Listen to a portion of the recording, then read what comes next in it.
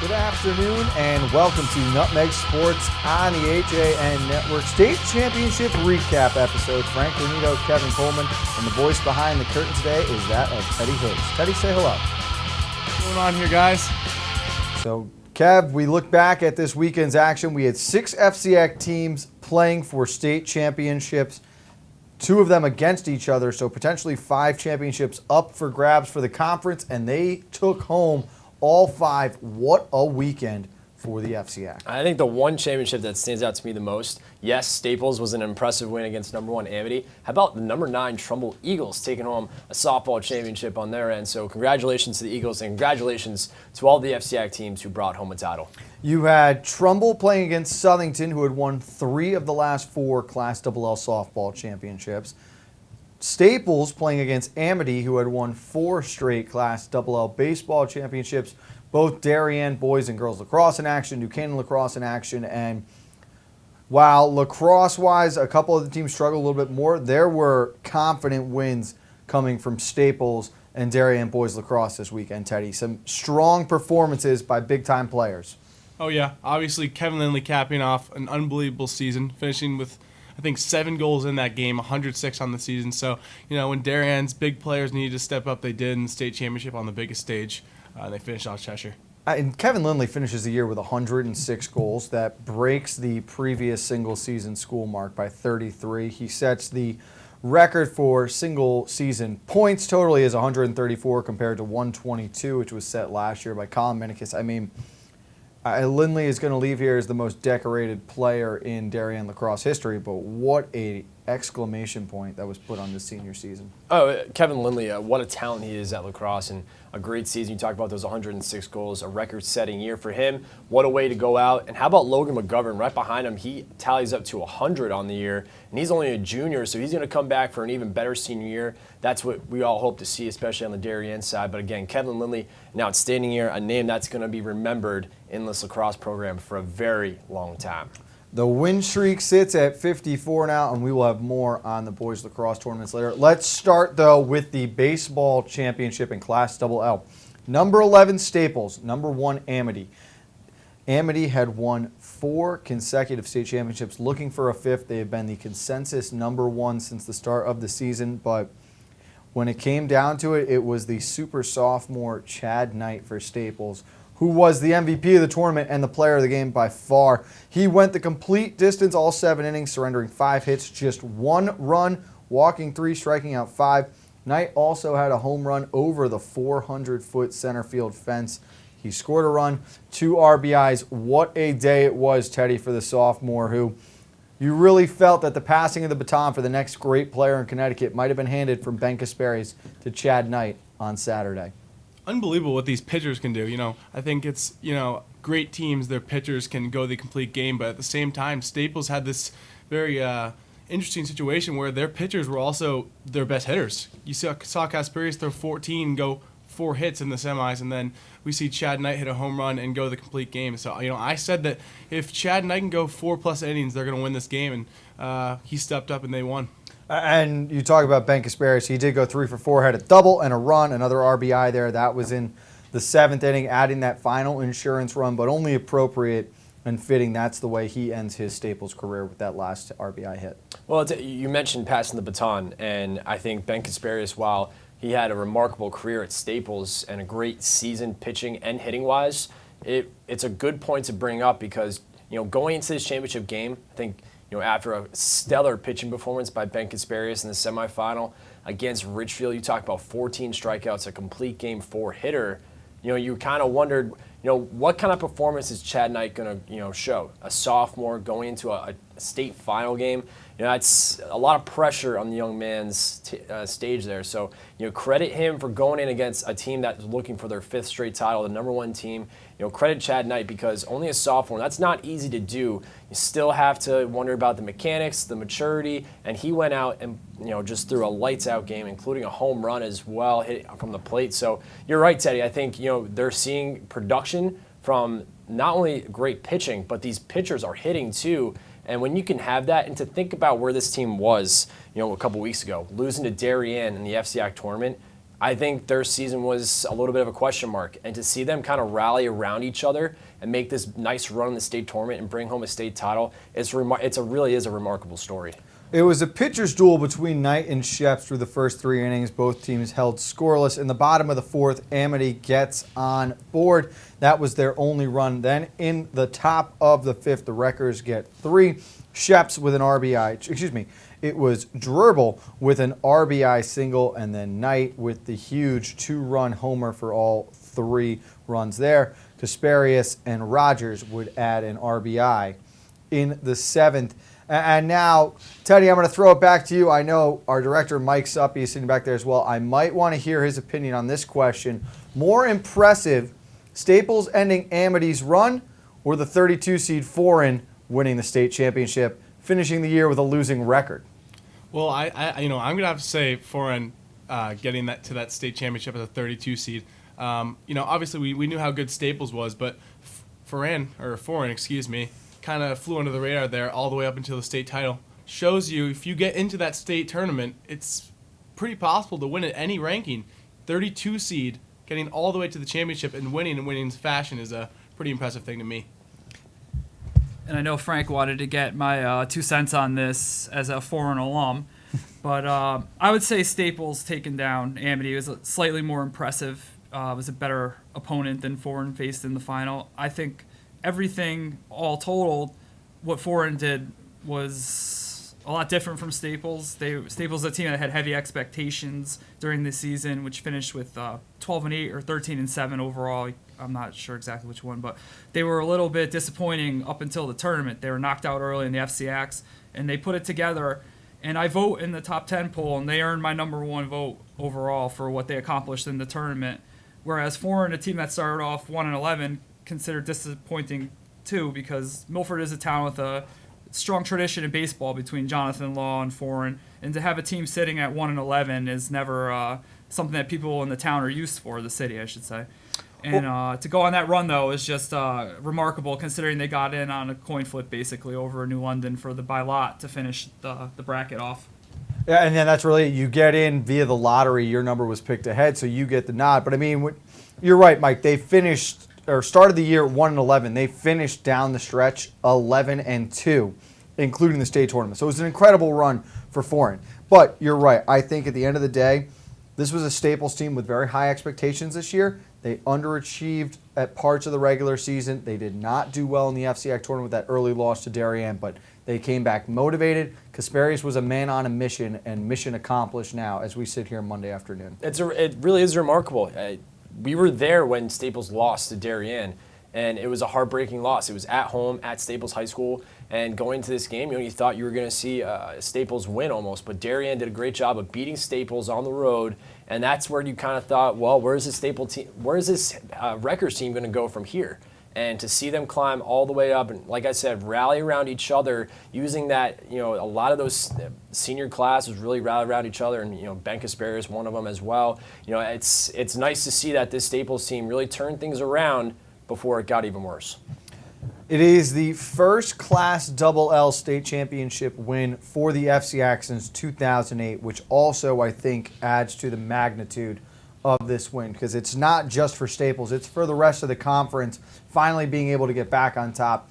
Mixed in along the way there, New Canaan won in 2013 for Class L, but this is a huge victory for the Wreckers. Their second all-time championship for states. The second one was in 2001 for Class L. In softball, Trumbull won their first ever championship 4-3 over Southington, the number 9 and the number 6 teams heading into the championship. 4-3. It came all the way down to the 7th inning, and the star of the day had to be Ali Zabo. Complete game, 6 strikeouts, and the game-winning RBI, Kevin. Huge performance for the senior.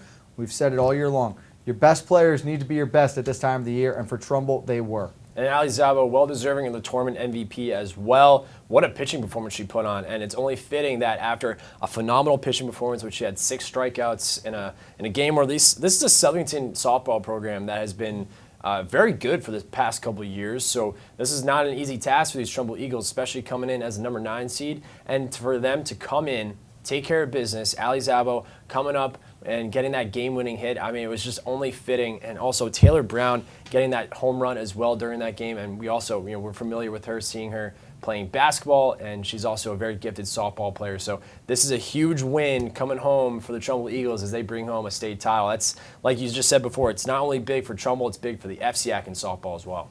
Erica Flusky was 1 for 3. She had 2 RBIs in the game as well. So you get your 3 seniors, Flusky, Zabo, and Brown, all stepping up and making a huge impact. For Southington, the counterpart to Zabo on the bump was Cara Zazzaro. She went 7 innings, taking the loss. 5 hits, 4 runs, 2 of them earned, 2 walks, and struck out 9.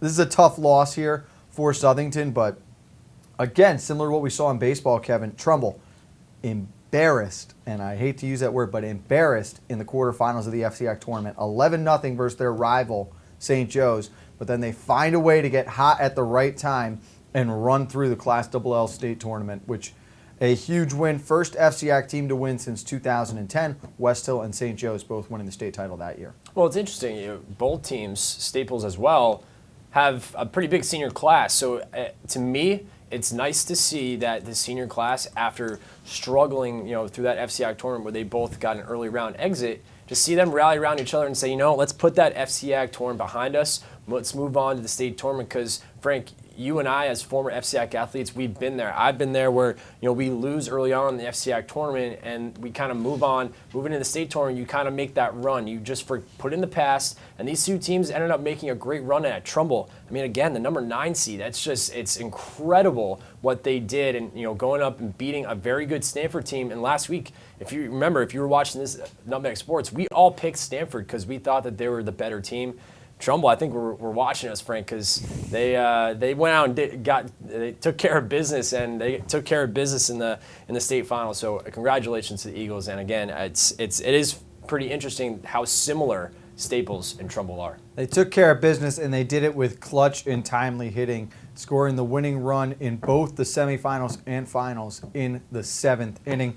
So congratulations to Trumbull. Congratulations to Staples. It is a huge accomplishment and huge for the FCIAC as well. Kev, let's step aside. When we get back, we got boys lacrosse, 2 games, Class M and Class L championships to cover on Nutmeg Sports on the HAN network. Part of banking well is doing good. That's why, with the support of local community partners, Bankwell has launched the Bankwell Pet Adoption Project to boost awareness about the hundreds of animals in local shelters that need a home. And when you donate to the cause using the Bankwell self-service coin machines, we'll match your donation. For details, visit mybankwell.com/pleaseadoptme. Bank smart, bank local, bank well.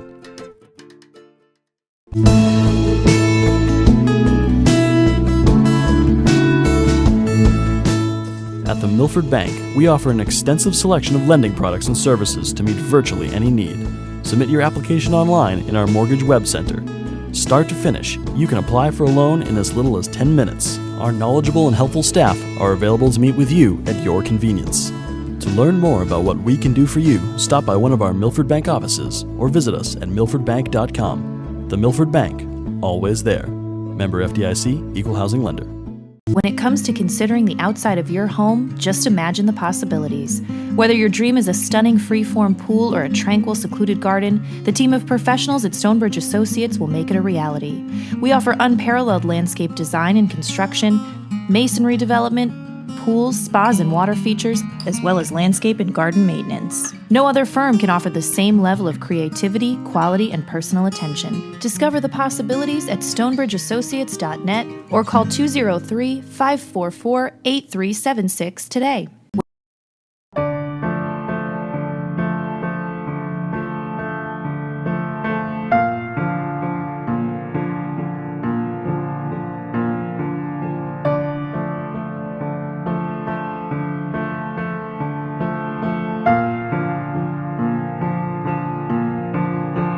Pizza to satisfy even the most demanding critics. Tuesday Pazza Pizza.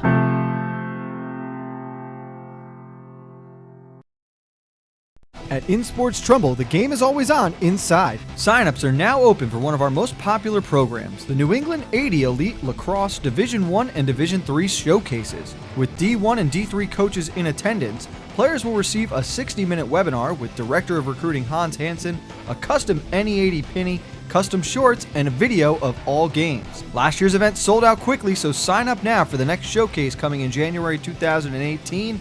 Like and follow us on Facebook.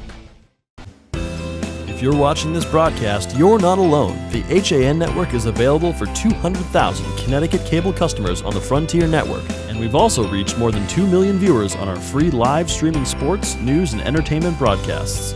To reach our rapidly growing audience, contact Advertising Director Jessica Murrin at 203-273-7312 or email jessica@han.network. Welcome back to Nutmeg Sports on the HAN Network. As we move from the diamond to the lacrosse field, we will start with the number one team in the nation, putting their 53-game win streak on the line. Darien would be taking on Cheshire in the Class L Championship, and this one was over before it started. 16-3 the final. We talked about this last week, guys, at the end of the show, and Cheshire, if they could maybe keep it within 6 or less, finding a moral victory in this one. There is no moral victory here. This is just a Darien team that can do whatever they want to whomever they want on any given day. And you're right. I think if any team wants to be even close to Darien, they have to keep it within 6, maybe 7, but anything less than that, you keep that if you can try at least, but it's not easy to do. This is a Darien team that is just too powerful. There's just too much on the offensive end, and their defense is just lights out. And Ryan Cornell, if you have him as your goalie, I think that's also a key. I think that kind of goes unnoticed sometimes, but Ryan Cornell, an outstanding goalie, and you talk about this defense with Arden Cohen, Quinn Fay. Those are just two to name a few, but and then this offense, Kevin Lindley, Logan McGovern, Minikis as well. It's just the list goes on. Finley Collins. It's been a fun season and fun 2 years for me watching these Blue Wave teams go at it, because this is such a fun team to watch, and year after year, just so dominant. And again, I think we can all agree that next year they're just going to be as good. This senior class will finish with a record of 89-3 in their careers. Having won the last 54, they are a perfect 4-for-4 in FCIAC championship games, a perfect 4-for-4 in state championship games. Teddy, we talked a lot about last year's Darien class being the greatest in the history of Connecticut. When you think about freshman to senior year, everything they had done across the board. But where does this senior class now for boys lacrosse rank, in your opinion, all time? Yeah, they got to be in the top 5. I mean, I think individually, I think the class before them might have been a little more talented, but as a whole, I think this unit did things that no one could have ever expected. People don't overlook the defense necessarily, but I think the defense was a lot of the reasons why the offense was so good. They could get them the ball pretty easily. They pushed in transition really well. And when we look back on it, additions like Arden Cohen, players like Kevin Lindley, they're going to leave a long-lasting legacy in Darien history. So, they got to put them in the top 3 at least. And we talk about a lot of these players here, the defense in particular. One name that we have not mentioned enough this season, and it's because he does a thankless job and is not racking up numbers similar to what we've seen, but Riley Stewart might be the best transition weapon in all of Connecticut and arguably up there in the nation when you think about what he's done for this defense and offense this season. You're certainly right, because, if you watch any of these Darien games, even the highlights, you want to see Darien move in transition. It starts with Riley Stewart, and he gets that ball midfield, and he's up there in no time. I mean, he's got lightning speed. He can, distribute the ball very fast. He's got great vision. He's been a fun senior to watch this year as well. Also, a great standout junior last year. So, you watch these highlights, and it starts with Riley Stewart, these transition moves. And Frank, we've talked about it all season long. If you turn the ball over against Darien and you're on your offensive end and they move in transition, it's almost game over by that point, because it's just unfair. Not only how fast they are, but how good they are in transition. They can move the ball around, and just like that, they can score. All right, Teddy, a couple of rapid-fire questions for you here before we close the book on this Darien season. Kevin Lindley is gone, the all-time record holder now for single-season goals and single-season points. Yes or no, Logan McGovern can break that record next season? Yes, absolutely. I think McGovern's a better Dodger. I think Kevin Lindley, unlike a lot of these high-scoring players, he's not a Dodge-first player like Case Mathias, like McGovern. He was take advantage of people looking away from him. He was a good shooter in space. He could get a lot of space on shots, so I think McGovern can do that and a little bit more next year. Okay, and yes or no, McGovern and Minikis both hit 100 points next season. Certainly possible. Lindley and McGovern did it this year, and I think Minikis has the talent to step into those shoes of Stewart and Collins and become that number one midfielder, and could play well with McGovern. They could dominate once again. And of course, Minikis is very similar to Lindley in that catch and shoot style of play. We know how big a shot that young Brian has. Kev, I'll throw this question to you now. Does the streak continue next year, or do we see another 23-0 record come the end of June? Yes, I think we are certainly going to see it again, because you think about it, yes, they're going to lose quite the senior class this year, but there are guys, I believe, who really, especially towards the end of the stretch. I mean, obviously Logan McGovern and Minikis are two, standouts on the roster next year, but they have some guys coming up in the ranks, freshmen, sophomores this year, who are going to be, sophomores, juniors next year. I think these are players who are going to step up big, and even the seniors who we haven't mentioned yet, who are going to be on the roster next year, are going to step up big. Big question is, you got to fill the role of Ryan Cornell, and that's tough shoes to fill. So if they can, solidify the goalie situation, then yes, I think this is going to be another great season for Darien. And they did get Sean Collins plenty of experience this year when you think about how often they blew teams out. I mean, he played in the second half probably the majority of the games. Teddy, does Darien lose next year, or does this winning streak continue on for another 23? I think it's going to depend on scheduling. I don't think they'll lose to a team in Connecticut. I think that's put out of the equation. But like we saw Coach Buzzio from New Canaan try to do, as these teams, as Connecticut lacrosse grows, I think the schedules are going to get harder. And if Braemar takes that same approach and starts scheduling more games in, the Maryland area and the Pennsylvania area, I really do believe that one or two of those teams could for sure beat Darien. So we'll see. You are limited to 4 non-CIAC games per season. We can expect that Niskayuna, Yorktown, and St. Anthony's will remain on the schedule. They have a great relationship with those schools, and they enjoy the rivalry that has developed, and it is top-tier competition. I know I promised that we would do both boys' games in this block, but Darien deserves to stand alone, so we'll take one more break, Kevin. When we get back, we have the boys' Class M LAX Championship and the girls' Class L next on the HAN Network's Nutmeg Sports. At Budget Blinds, we're in business to frame the light, the day, and the night. So we give you an exclusive combination of high style, expert service, our no surprises pricing, and our no questions asked warranty. We believe that everyone, at every budget, deserves style and service. Isn't that a beautiful place to be?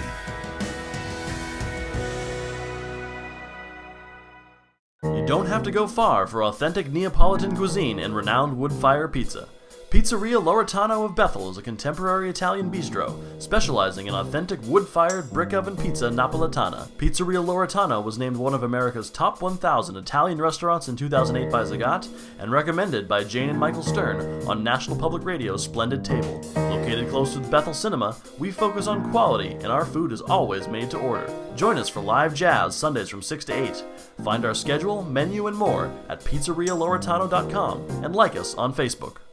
The new fishing season is fast approaching, so it's time to head over to the dock shop and get your gear in order.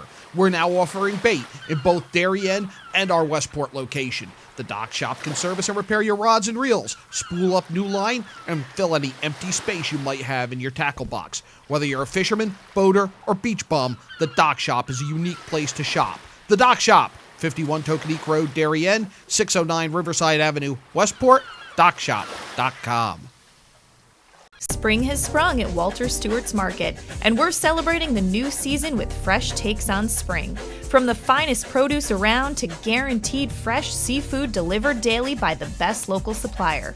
Not only are we your time-saving one-stop shop for everything you need this season, our personable team is always ready with a helping hand. Shop Stewart's for the best of spring. Find us at 229 Elm Street, New Canaan, or shop online at stewartsmarket.com.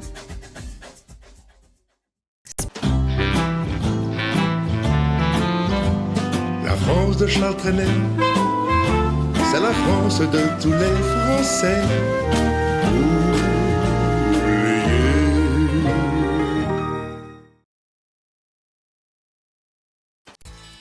I can't believe it. Well, Dad, you did it. You sold 160 cars. Ready to go back upstairs now? I think it's time. I wonder how the boys are making out in their new office. Not what I had in mind, Kyle. What, Dad? Maybe we should retire. Right now, lease a 2017 Rogue S for only $139 a month. Isn't it time you got Millerized? I'm John Kovach. I'm a newspaper editor. I'm a high school football coach. I'm a television presenter. And I want you to love fishing as much as I do. Tune into Yankee Fisherman, Thursdays at 1 on the HAN network. It's like going to the tackle shop without leaving your office. Back on the HA Network, Frank Granito, Kevin Coleman, Teddy Hood is hanging in the back with us this afternoon as we look at the Class M Championship in boys lacrosse. New Canaan winning their third straight title, a 9-6 victory over Daniel Hand.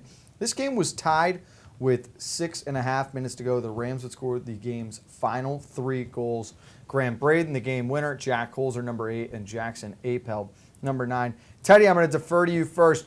I think for the legacy of this senior class, it is a big win, especially the resiliency they showed down the stretch, and for those 3 seniors to come up big and clinch this victory. But in the end, this is going to be a New Canaan lacrosse season that many look back on, and it's just ultimately, I think, a disappointment with the underachievement through the FCX season. Absolutely. You come in with high expectations like that. You know, they thought they were going to be a top 15 team nationally. Very hard schedule. When it comes down to it, those early losses in the season, I think, deflated them. And I think that, once they lost those games, I think everyone started to panic a little bit, coaches included, I think. And you dig yourself into a hole like that, and you keep having to continue to play all these great teams in the FCAC. It's tough to come back from. I thought they bounced back in the state championship at the end. It's good to win that final game. Maybe a bit a little too close than they thought, but it's a year to forget. It is. It's a little closer than they would have thought, but Kevin, still, you have to give a lot of credit to these young men because there were plenty of times this season when, and myself included as New Canaan alumni, and I love all these young men. I love these boys. I think they did a great job winning this game, but they had plenty of opportunities to sort of lay over and play dead. I respect that they didn't and continue to fight after things went wrong. I respect it too because you're right. I think after a disappointing early round exit in the FCI tournament, I think a lot of people were surprised by that too.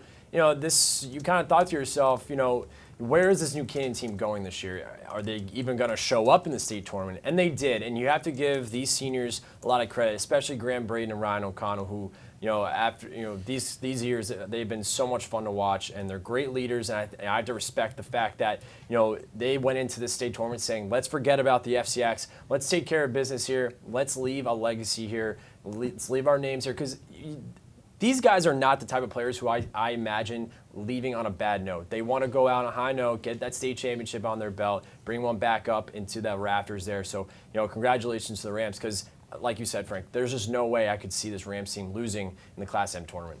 And again, it's big players stepping up to make big plays for the Rams in a big game. You had Morris with 9 saves, Apelt the big goal. Ryan O'Connell finishes his Rams career with 3 goals and an assist. Holzer and Brady as well. Richard Magnus getting on the board included. Teddy, you had one more comment you wanted to offer here before we switch over to the girls tournament. Yeah, I mean, if you're just looking at it now, looking in the Inside Lacrosse top 25 rankings, New Canaan has to play 3 teams in the top 6. Brunswick has 1 loss here, finishes 4th. Darien finishes 1. They have Cold Spring Harbor, who came to Dunning and kind of put on a show. And we didn't know if it was, New Canaan was struggling or these teams were just very good. And I think, there was parts where New Canaan was struggling, but they had one of the hardest competitions in the entire nation. And that's a great point. And there is no denying that the Rams are playing against the best teams from start to finish. Their out-of-conference schedule featured McDonough as well, who was number 1 for the majority of last season and the start of this year. They have left the state. They have added huge competition, but with expectations that were set before the year. There was a lot of talk about this being one of the best midfield lines we'll ever see. This is going to be a team that's always remembered. I think they underachieved, and that's ultimately where they leave a little disappointed with a sour taste in their mouth, not getting that extra chance at Darien, falling short against a team like Ridgefield and Wilton, who they probably should be better than. I'm glad you mentioned Brunswick, Teddy, because I do have one question I want to ask both of you. And Teddy, you were at that game against Brunswick. Let me ask you this, because there's a lot of debate right now. Brunswick, Darien on a neutral field, who would you take? I'm saying Darien, just simply because I think that, Brunswick's defense was, I think, almost as good as Darien's, just with the physicality they had. When you saw New Canaan and Brunswick playing, those midfielders were just simply stronger and more dominant than our New Canaan midfielders. I thought they had a better physical presence, but in the end, I don't think that Brunswick's offense could necessarily get a whole lot going against this fantastic Darien defense. And Kev, this is a tough question for you. I know you haven't seen Brunswick yet, but if you had to pick an X factor in this game, what would it be?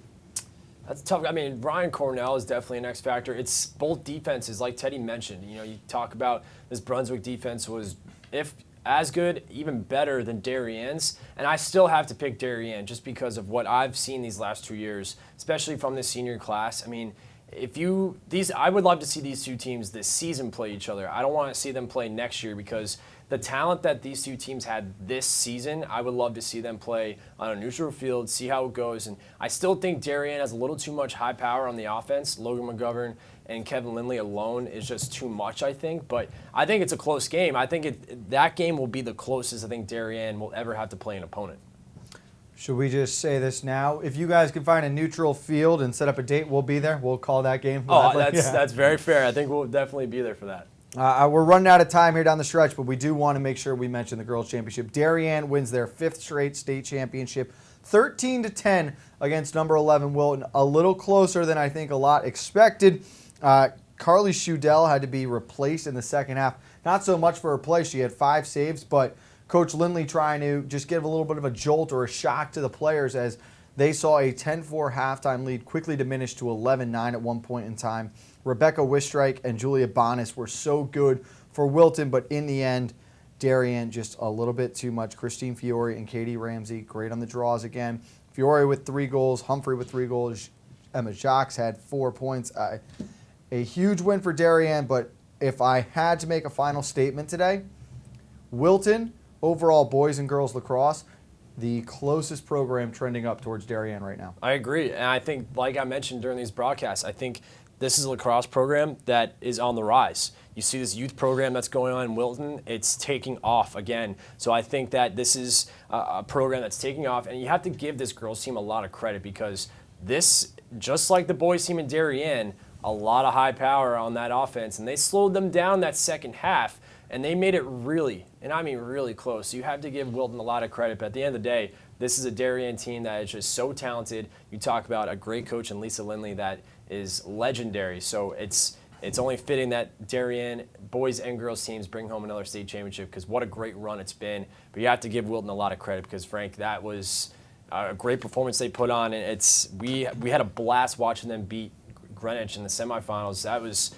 this is a team that, again, I think, you talk about Sydney Sudano. I think this is someone that's on the rise, only a freshman in this Wilton program. So look out for Wilton these next couple of years. But Darien brings home another state championship, so congratulations to them. We're going to have plenty more on that girls lacrosse championship on tomorrow's episode of Nutmeg Sports. We hope to have captains from all the champion teams join us throughout the week.